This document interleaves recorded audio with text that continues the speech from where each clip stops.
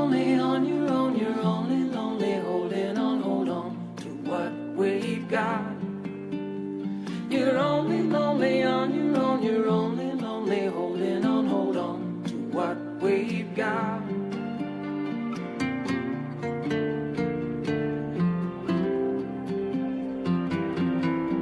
Here tonight, there's nobody holding back. So thank you for appearing on my show, and thank you for joining what's been an astonishing list I've noticed of songwriters that I am just in awe of. I mean, last week it was Ken Whiteley, and then the week before it was Mark Jordan, and you know, Nice. they're not exactly the most household names, as they say, but the people who know them are the most important musicians across the land. And for someone like myself, who spent many years being both a musician and a lover of music, I want to first say thank you for coming on the show and for taking the time today. Oh gosh, we're just delighted that somebody's, listening ever these days, to real people. I know it's a humble process, it seems. No one has a lot of patience and much of an attention span left. Although But the enthusiasm is the most delicious thing you're offering. I think it's everything, Carolyn. I think we've reached a point in life where if people can't get excited properly, then the process itself is going to fail. Music is about vibrations, it's about impulses, it's about spirit. And this is where I have to say, Reid, I'm really appreciative that you remind me of so much of my musical origins and leanings by being someone, first of all, who's similar in age. I'm 51 myself, and I can tell you, as a Gen Xer, I think you'll agree, we probably grew up in the best time. What do you think of that statement? Oh, absolutely agree. I think when I think back to first really getting excited by music, like there was music bubbling all around me as you're just soaking it in as a 3-4-year-old, you're recognizing things happening.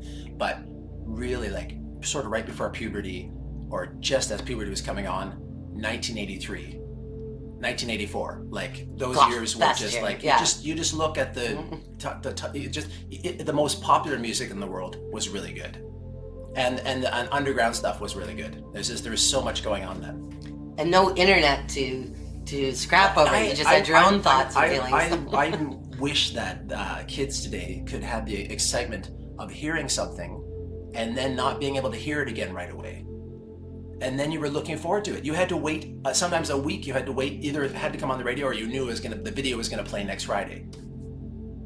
And it always left an indelible mark as you discovered something new that you've never really heard before that just blew your mind. And oh yeah, I had this conversation with Justin McDonald, who I interviewed last week, who was very big on 60s and 70s music. And I said, isn't it interesting that people who grew up in the late 80s and early 90s spent an unholy amount of time digging into the 70s to learn about the Deep Purple, Led Zeppelin, Black Sabbath triumvirate of hard rock, and then you moved into blues and jazz. You learned about Cream, you learned about Yes, you learned about Talking Heads.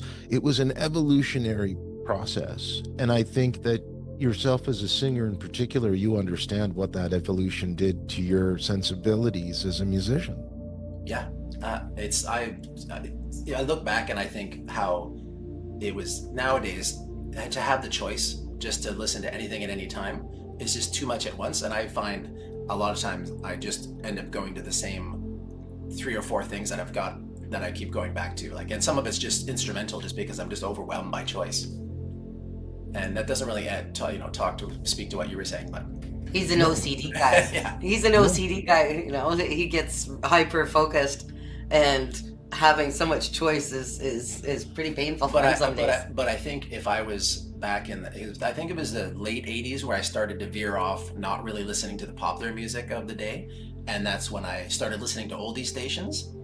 And that changed my life in a big way, because it was like Saturday night oldies were playing, and all of a sudden I was like, Buddy Holly, what? Patsy Cline, what? And then all of a sudden all I could do was listen to that. And then that, of course, led to Beatles, led to Led Zeppelin. I think it's the greatest advantage of being from Generation X, was that we could go into the past and discover our love for the Beatles and the Rolling Stones, contrasted what was happening in the 80s and 90s, which, you know, the industry was in such seismic shape. I mean, grunge was born, was it not, out of the fact that things began getting too retrogressive. Music was less avant-garde, less about, you know, the feeling and more about the format, you know, commercial format. And then all of a sudden, you've got Kurt Cobain, you've got Trent Reznor, you've got all these different types of sounds and bands coming out, Soundgarden. I think we were really spoiled, weren't we, when you think about all those things happening in a short time and contrast it to what's happened in the music industry in the last little while. Well, and some pretty exciting women came out around then too, you know, doing things that even the fellas were digging, you know, and that was, you know, I think kind of an exciting time for true cross-pollination, not performative, having a gal at the front of the stage, but hearing their thoughts and guys working together, you know. Well, I really wanted to hear women sing because I was so shy and introverted. I felt like it was as close as you were getting. It was like a doorway to their brain. So like, hey, I might can learn something so I can actually talk to one of you. I love Carolyn needling you in the background on that front.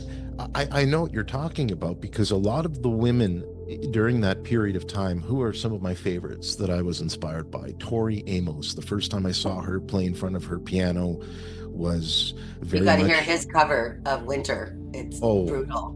I mean, Reid, it is, I bet it's something to behold because, you know, it doesn't matter what the age is, right? A few months back, I interviewed Irish Millie from Peterborough. She's 19 years old, and she reminded me of Tori Amos, someone who takes the instrument, in her case, the fiddle, in Tori's case, the piano, and it's like an extension of them.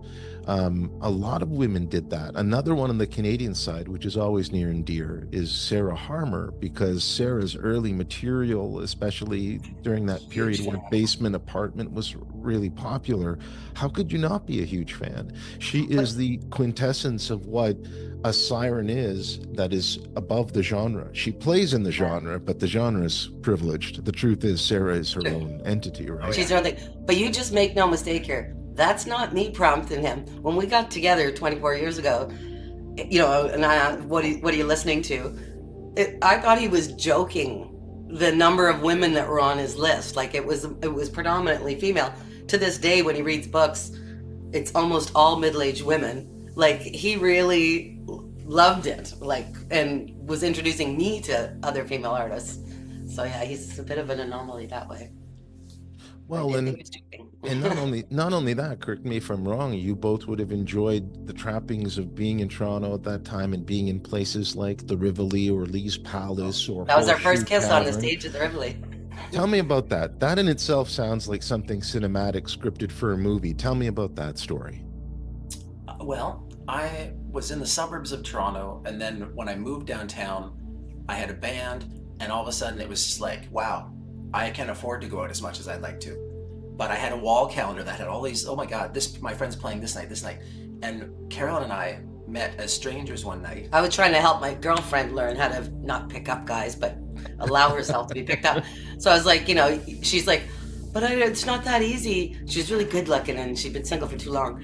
And I said, well, just, you know, go to a bar and start talking. It's all about conversation. And she's like, I'm not going to some meat market. I'm like, not meat market, it's singer-songwriter night.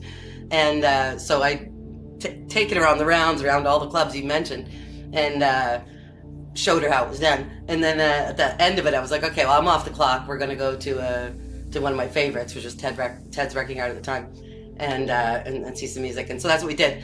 And then Reid came up to us, and he diehard introvert. He was on some weird, it was a sneaky thing though. He was pretending to be an extrovert for that brief moment in time. And he started chatting us up, and I thought he was lovely. But, you know, so not my type. Too young, too cute. And then too emotionally available. I don't know. And then, and so that was nice. And he emailed us the next day to say how lovely it was to have met us. And I'm like, oh, he's polite, dude. Go, girl, go. She could not run with that ball if I taped it to her hands. But we just kept running into each other over the next year. Yeah, because we liked the same things. And at that time, this is, 2001, the Toronto music scene was just... It was unbelievable. It's like we not only were the wealth of venues as a up and coming person to play, which was amazing. There's all these places that would accept people that didn't have a huge audience, but they were taking a chance. and people would go to these venues because they trusted the bookers. Okay, back to the story. Yeah. Reid decides, okay, so we have a mutual friend who had said, Reid, you should talk to Carolyn about getting a website done. I worked on the business end of music and entertainment. And so he came over, I made some dinner, you know, we chatted about stuff. And at the time I was trying to quit smoking and taught myself how to play the guitar off the internet, just so I could learn some 80s tunes. So he picked up the guitar and laughed and we chuckled about things and it was nice. And I saw that he wasn't too proud to say he loved Billy Joel. This was nice. Shortly after that, he sends me an email because he'd organized a Valentine's Day benefit at the Rivoli, and he was going to be performing. And he asked me, you know, would you come and sing a song with me? And as my mouth is making the word no, because I didn't sing or perform at the time, I was the one standing in the audience, like Waldorf and Statler with Andy Mays picking on your asses. So I went to say no, but then he said Billy Joel, and I was like, damn. So I said yes. And then I find out that it's not like a romantic Valentine's Day show. It's an anti-Valentine's Day benefit called Love Stinks. Love Stinks. And we're on last as the sort of upbeat closer. And I'm like, crap. So I'm off with this music journalist I know taking pictures all night for his stories. And I'm thinking, God, I have to stay sober enough to remember the words. This is going to be a nightmare. But sure enough, the moment comes, we get up. Loved that halter top I was wearing. Wherever did it go?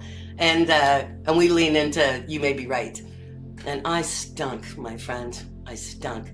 But, you know, we looked cute doing it. And when we finished the song, as one does, we're like, yay, God, we made it through, right? And we go. And there's like this little side kiss. Little side kiss that was like, whoa, where did that come from? And we have not been apart since 24 years later. The power of music. That really is the power of music, and a phenomenal anecdote, because it shows how unpredictable music is too. The experience of enjoying music, it emboldened you, Reid, to approach Carolyn, and it made Carolyn open her mind to the possibilities of going against type, trying a different genre. That's why I said, do what you always did, get what you always got.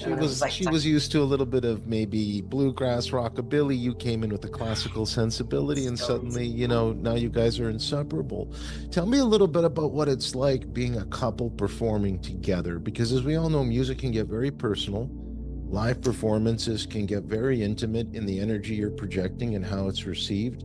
What have you noticed in the difference between playing separately versus playing together that keeps you wanting to keep playing together? Well, to be exposing him, back in the day, he was pretending, like I said, to be more extroverted, and so he was playing shows, but he really was uncomfortable being looked at. He's still to this day is extremely uncomfortable with being on stage and people looking at him and paying any attention. Luckily back then, nobody was really paying attention. And so when we got together, I think I first started like editing some lyrics and everything, and then oh yeah, the record that I was working on, it just needed, like, there was a couple songs left, and I just remember playing them and Carolyn being there and just going, what about? No, I'm like, are those done yet? And he's like, I thought they were. Anyways, so I did some editing and everything. But the real thing was that Reid loves to harmonize. Loves to harmonize. He used to harmonize with the vacuum cleaner while his mom cleaned the house. And that was my early musical training. So the only reason I started singing was because he looks like an idiot harmonizing by himself. So I could hold down the main melody. I still to this day can't really harmonize. And he would sing along, and so that'd be fun. So then, you know, shows would be happening. He'd be like, Carolyn, you wanna get up with me and do that song? And I'm like, nope, you know, and okay. Next thing you know, we're doing that. And then Stuart McLean, do you know the Vinyl Cafe, CBC's Vinyl Cafe? So Reid had done because I started managing him right away. So I had a series upstairs at the Rivoli, and Stuart had come to see Tony Decker from the Great Lakes Swimmers, but Tony was going to open for Ron Sexsmith that night at Massey Hall. So he begged for the night off, and I gave the slot to Reid instead. Stuart came in to see Tony, almost turned around. I said, sit your ass down, man. And he stayed and watched and had Reid join him on a few shows. Anyways, we'd moved to BC, and then Stuart called me and said, you know, I'd like to go on a train ride across the country, and I'd like to bring Reid with me. He'll sing songs, I'll tell stories. And I'm like, well, that sounds good, because the opposite would be a train wreck. Yeah. So when we got off the phone, Reid was supposed to be singing all these covers that kind of went with the landscape. And I'm like, Reid, you know, as the Colonel here, you know, you need to have an original on the show. And he's like, I don't have a train song. And I said, yet. And I just stood there. I picked up a piece of music that he'd left laying around, instrumental. I picked it up and I stood in front of him and just started singing lyrics, right? And so just went through the whole song. It was all incredibly hard for him to sing. Well, she picked like the hardest thing I had ever started to play. Like, play and sing. It was just this finger picking style. I was like, I didn't know how hard it was. And she starts, you literally wrote the song in front of me. Yeah. And I was just blown away by how much you were into it and how easily how it just flowed out. Right, which and it sounds like it's a train song, but it's really about me quitting smoking again and again and again and not giving up on myself. So just like the old train tracks that were wasting away up the road. So anyways, wrote the song. Stuart used it in the show. That was lovely. And then unbeknownst to Reid, I entered it in the John Lennon Songwriting Contest. And then one day I get an email saying that you've won. And I'm like, y'all gonna need to call me, say my name. I don't believe it because this is some kind of scam. So they called and they're like, no, really, we won the grand prize for folk for this song. This is my first song that I really written and with Reid. And so we won $10,000 worth of gear that I had no use for. Get a boot sponsorship, people. And so then so that song ended up getting put in a TV show and everything. But from that moment on, it was kind of like I thought, well, those people don't even know me. Yeah, let's because when because then shows that I was doing post writing this song with Carolyn, all of a sudden we had this song we'd worked on together, and so it just seemed natural to have her on to sing with me harmony. He was already doing the harmony things, and the writing was fun. And that led to writing more songs together. And I'm just like, I don't really like being on stage alone. It can be a very lonely place. So I'm like an emotional support. And if I'm having a really stellar night, my storytelling can be good. But I'm not having such a good night, self-conscious, whatever. And you just be sweating like Ron Sexsmith, the two of them, just like drowned rat. Yeah. And so having Carolyn on stage to tell stories, and all of a sudden it became this music / sometimes comedy show where people would literally afterwards be like a cabaret, saying, we'd have fun. You should be a stand-up because like that, and she would come up with different zingers all the time. But also like pull out of him, what on earth were you thinking about when you wrote that song? And he'd be like, well, I don't really know. Because now that people were paying attention, he felt more introverted than ever. And so this doesn't bother him when it comes to playing. Like he poops a new melody every day. And it doesn't bother him to sing per se. But his own words or exposing his inner, landscape was very uncomfortable for him. And I know what he's thinking. I know he's thinking the stuff. Yeah. He'll talk nonstop to me, but not necessarily to the world. So it really became something that gave him great comfort to have me there. But for me, it was like, wow, I've dated a lot of musicians, and maybe not a lot, but a sufficient amount. And Reid wasn't asked me to do the door. He was like, get up here, let's write music together, let's share this.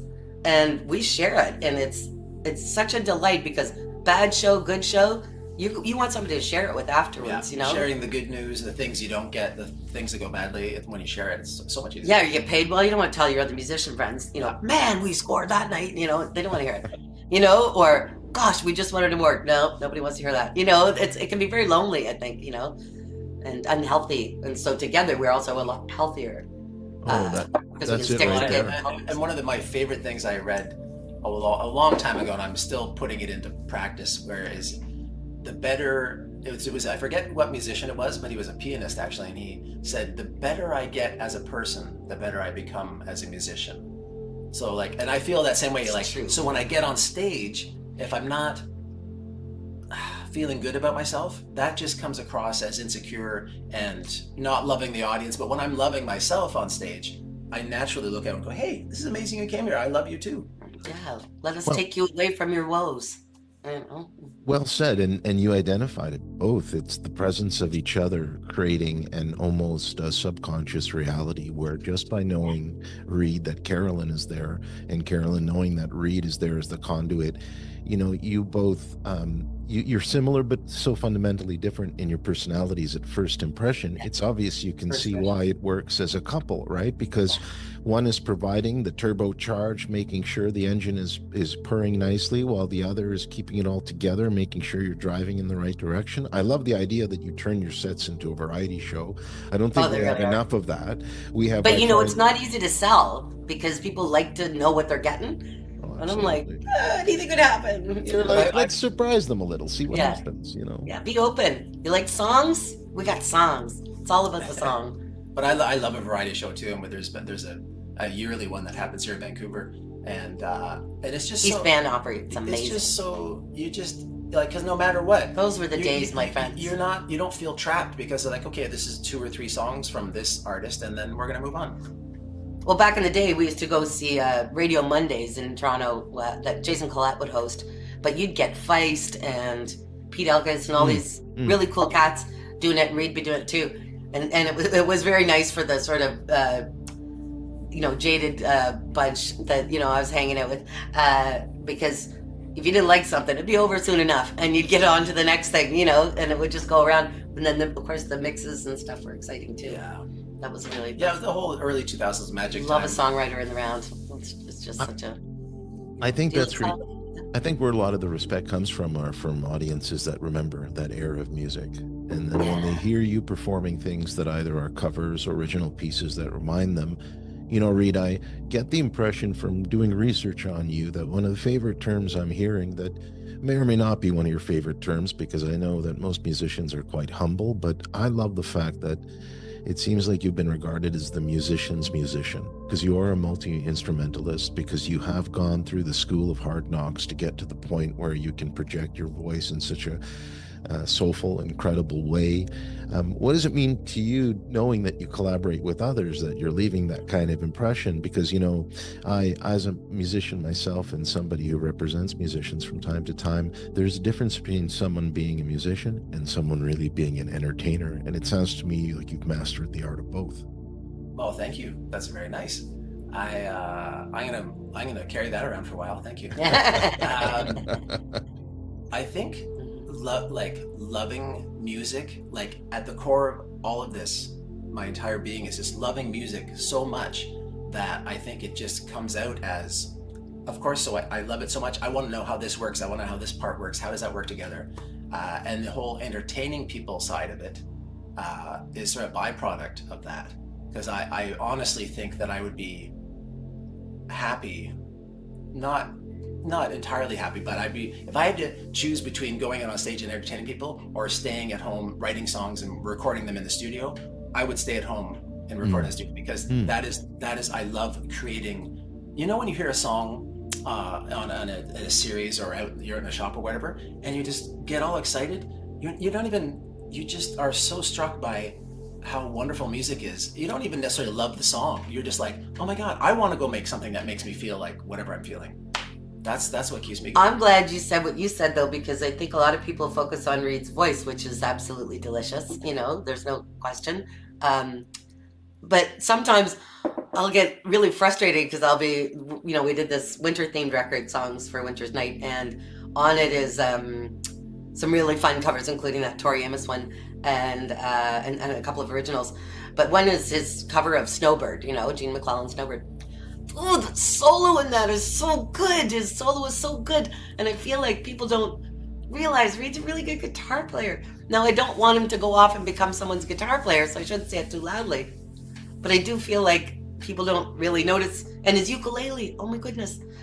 So thank you for saying something about that, because, me saying it, I guess when your wife says it's not the biggest, I suppose it's when you tell them that's also key. But generally speaking, when someone rubs your rhubarb, as I like saying lately, and gushes a little bit too much about your skills and talents, I find multi-instrumentalists, for the most part, and I've come to know so many and interviewed so many of them, they're filled with humility. They don't need to talk about it. They just care about what they create, and having the means to create it, for example, by knowing how to play the guitar and knowing how to play the piano and maybe even laying down a drum track.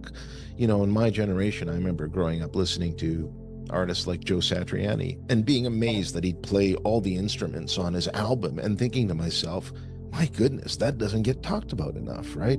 Yeah. We're too likely to identify someone as a vocalist or an axeman or Yeah, a we just want to legendary get everybody bass into a player. narrow box, Yeah, you know? Exactly. What do you play? What do you play when you play?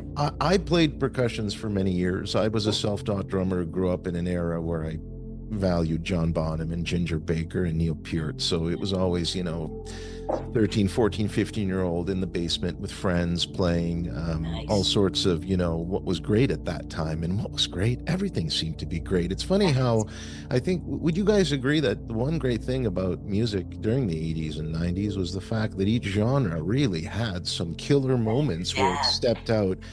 Johnny Cash became famous again to a whole generation because of, was it Mutt Lange or Rick Rubin? Who did he work with? It was Rick Rubin, It was Rick. and that cover of Hurt. Everybody was like, okay, Remember whoa. that? And it's funny, you two right now kind of giving me that like June Johnny vibe, but like 50 years earlier, because let's face it, they stood the test of time, as did their music.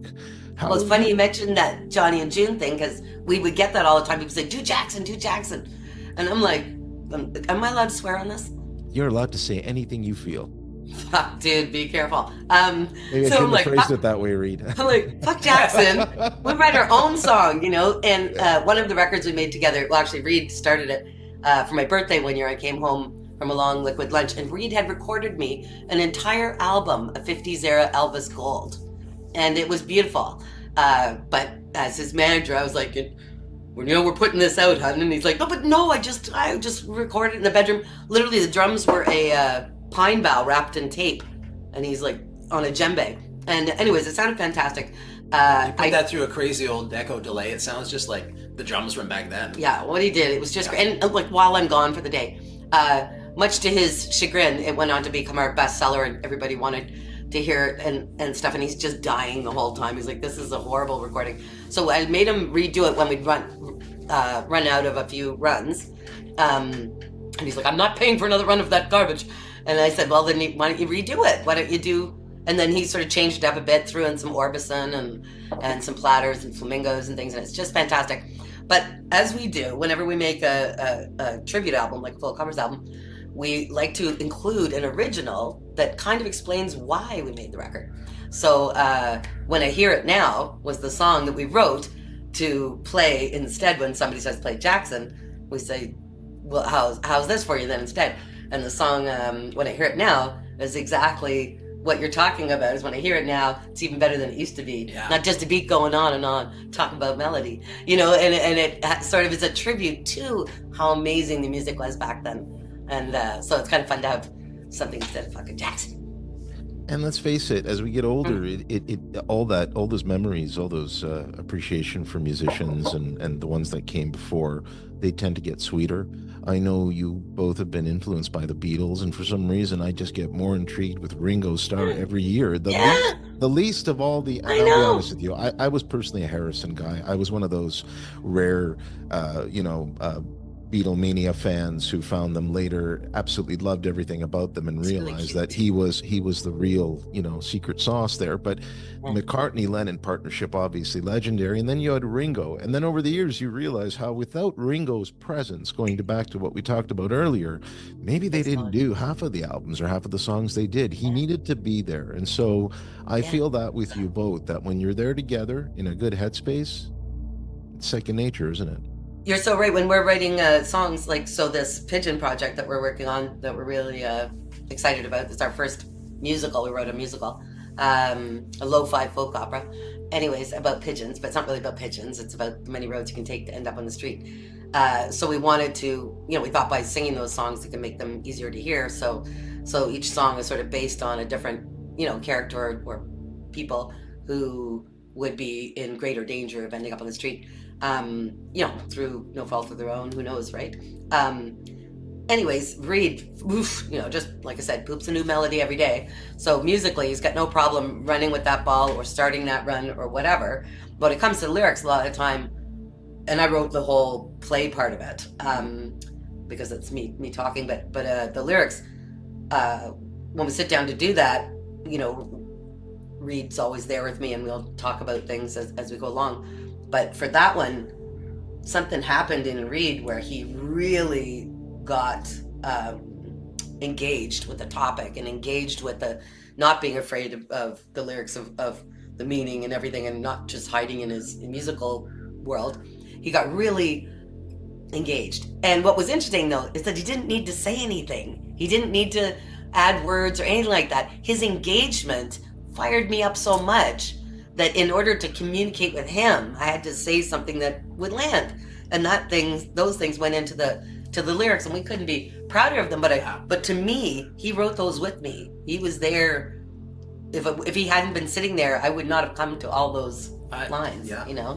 I thank you for saying that. That's a fact. And I love like the Lennon McCartney glue that they created, this safe space where when they were together earlier on, they wrote more together when they were first starting. But even years on, when they were writing separately, they're still bouncing off each other. They'd come in the studio and they'd go, oh, you know, they would interact and if knowing that they were going to be bringing the song to the other person. Yeah, it changes it. Although he hates when I say, when he starts something, I say, so-and-so might like that. He's like, don't remind me that someone's going to be listening to this later. He gets all freaked out at the idea that someone's going to be on the other end of the song. I'm like, you know, that's the point, you know, that somebody will be listening, but he'd rather not think about that at the time. You know, you both are so profoundly inspirational because, you know, the power of couples and how they partnered up together, whether it was Paul McCartney with Linda or Yoko Ono with John Lennon. You know, obviously people will always be critics. There are those who hated the fact that, you know, that Yoko and Lennon came together, but the truth is it made him write some of the most extraordinary solo work during the 70s. Same thing with what inspired Harrison after his first marriage. And even today, you know, I don't know if you're a fan of one of my favorite guitarists is Robert Fripp from King Crimson, and his wife Toya Wilcox and him, they have a YouTube channel, and the stuff they put out is nothing short of surreal and ridiculous. Oh my God, I've seen those, and they're dressed up different ways, doing wigs, different covers, different wigs. She's sometimes scantily clad. He sometimes has underwear on his head. The truth is, they're just loving life, and the two of you exude that. You can tell that. I use the term joie de vivre. It sounds pretentious, but it's so true. When you have real joie de vivre between couples, the music they put on the stage is nourishing to the soul to anyone who watches them. And I appreciate you both taking the time to talk to me, and also for reminding me of how important that is when it comes to all things music. You're awfully easy to speak with, that's for sure. And you know, it's a welcome thing. You know, just thinking about the pandy, we call it the pandy, softens the blow. During the pandemic, we did what we called love streams. It took us a year before we were willing to enter the mess of trying to get good sound and all the rest of it. But once we had that sorted out, we did themed love streams. So we did like a 60s one, you know, I had like a wig on and some, you know, what have you. We looked stoned in that one. We weren't. It was weird, but the music just sort of. But the 80s one. The 80s one was choice. Wigs, Reid in a, you know, thing, and we just went the whole 9 yards, and good grief, it was fun. Like, we really enjoyed it. And we dressed up for the Leonard Cohen one too. Leonard Cohen, you know? Old Country. Yeah, and the Old Country was great. Anyways, but so much fun. So yeah, you're giving me ideas. I love it. Carolyn and Reid, continued success with everything that you do, and that you continue to have this kind of heartfelt camaraderie that you'll feel for decades to come in all of the music you create. Oh, that's the hope. Thank you. So thank you so much. You're awfully kind. There's nobody holding back, and deep inside there is only what you lack. The rest just fades to black.